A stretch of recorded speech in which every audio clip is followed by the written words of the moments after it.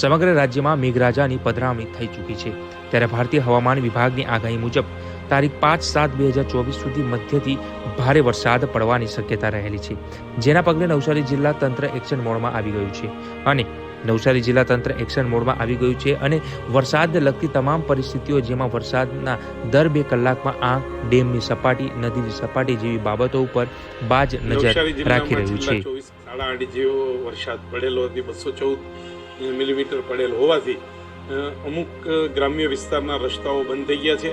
એમાં કુલ પંચાયત વિભાગના આરએનબી પંચાયત હસ્તકના કુલ 14 ગામો, જેમાં જલાલપુર, અબરામા અને ગણદેવી સાઈડના રસ્તાઓ ઓવરટોપિંગના હિસાબે બંધ થયા છે।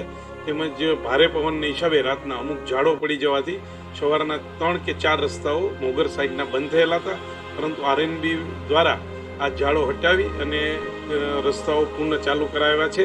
પરંતુ જ્યાં ઓવરટોપિંગ છે ત્યાં પાણી ઓછું થઈ જાય ત્યાં સુધી આ રસ્તા બંધ કરવાની અત્રેથી સૂચના આપવામાં આવી છે।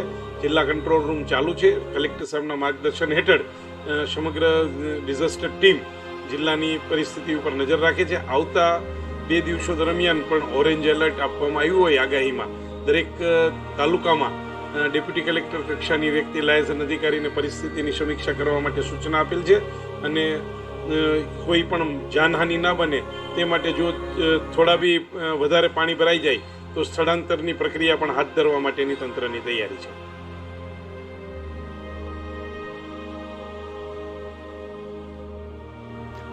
નવસારી જિલ્લામાં વરસાદના આગમન સાથે જ ઠેર ઠેર જગ્યાએ ઝાડ પડવાની અથવા દિવાલ ધસી આવવાની ઘટના અંગે જાણ થતાં જ વિવિધ ટીમો ઘટના સ્થળ પર પહોંચીને તેનો તાગ મેળવી રહ્યા છે અને પરિસ્થિતિને કાબૂમાં લઈ ઝાડને રસ્તા ઉપરથી હટાવીને રસ્તો જાહેર જનતાને અગવડ ન પડે તે માટે આવન જાવન માટે ખુલ્લો કરવામાં આવી રહ્યો છે।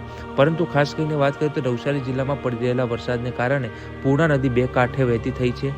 નવસારી નજીક આવેલા કુરેલ સુપા ગામને જોડતો લો લાઇન બ્રિજ પાસે પૂર્ણા નદીનું પાણી પહોંચી ગયું છે। નદીની સપાટીમાં વધારો થતાં સુપા અને કુરેલનો જોડતો માર્ગ પણ બંધ કરાયો છે। માર્ગ બંધ થતાં 10 કિલોમીટર જેટલો ચકરાવો કરવા માટે લોકો મજબૂર બન્યા છે।